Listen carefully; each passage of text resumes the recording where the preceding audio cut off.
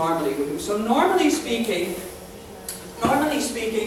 among one another in the expanding circle, we do not speak English. But in the outer circle, we do speak English. That's a very important difference, because the moment you start speaking it together all the time, you create it, you shape it in your own, according to your own norms. That is why there is such a thing as Singapore English, that is why there's such a thing as Indian English, that's why there's such a thing as Jamaican English, for instance. There's no such thing as Dutch English.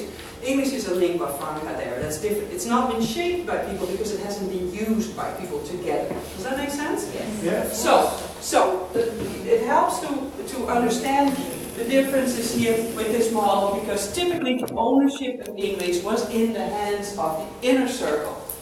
And people in the outer circle, even though they were just as fluent, they were just as good speakers of English, they were often made to believe that exactly what you said, you know, that the colonial powers did their job, that their English wasn't quite as good. But really, who says so? Whose norm is it? Why does the UK determine this? Why does the US determine this? Why not India? Why not Canada? Why not the Netherlands? I mean, who owns English really? You have to question that. Who owns English really? Does England own English because maybe that's where it started? Nah, even that argument doesn't hold, because what the English that's spoken today actually came from when my ancestors came from Friesland, so then I should be the authority, and it's I don't want that.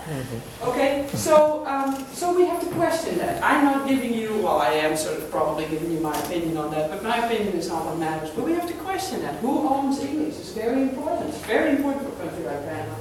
The fact of the matter is the majority of English users are non-native speakers. So the speaker this morning at the TESOL Congress was citing numbers of over 1 billion, I think, of expanding circle English users.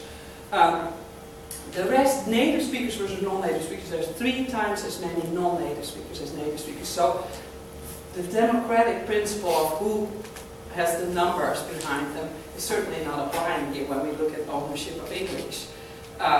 Because the majority of the speakers aren't native speakers, they're non-native speakers. So that's something that we have to really think about. As I already talked about, the validity of the native speaker norm is really being questioned. It's being questioned on linguistic grounds. The social-cultural people say usage matters. I wouldn't question it on linguistic grounds. I'm very fluent in English, but Dutch is my native language. Frisian is my native language. At the end of the day, there's something different about that native language, and I cannot explain that to monolingual linguists in the United States, but there's difference for me between native language and non-native language. You can hear it. I mean, my Frisian is not nearly as fluent anymore as it once was. I would have a hard time giving this lecture in Frisian, but I sound like a native speaker to fellow native speakers. And I will never sound like a native speaker in English. Now you could say, well, is it just sounds that matter? Well, that's a long debate. We can have that in 2016. But the bottom line is, on linguistic grounds, if you look at it on linguistic grounds, it might be, some people say. On social-political grounds, it definitely cannot be maintained. It's all social-politically determined that the US and the UK are in charge of the language, I think. And in the field of language teaching, there's a shift away from that. We're all beginning to question this. I mean, the English that you use here among yourselves, that you're creating, the English that's used in Singapore, in India, in the Netherlands, and so forth. Is it different? Yeah, it's different. Is it less good? And who determines that and who's right? We're questioning this right now. In the field, this is really being questioned very much. The president of the TESOL Quarterly for the last couple of years was Suresh Kanagaraja.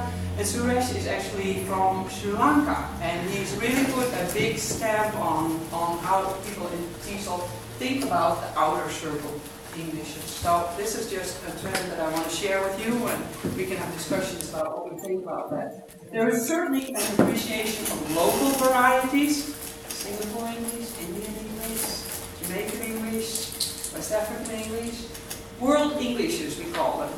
And this is one of the things that I do research on. World English speakers acquiring standard American English. What challenges, what issues do they have? So this is very close to my heart.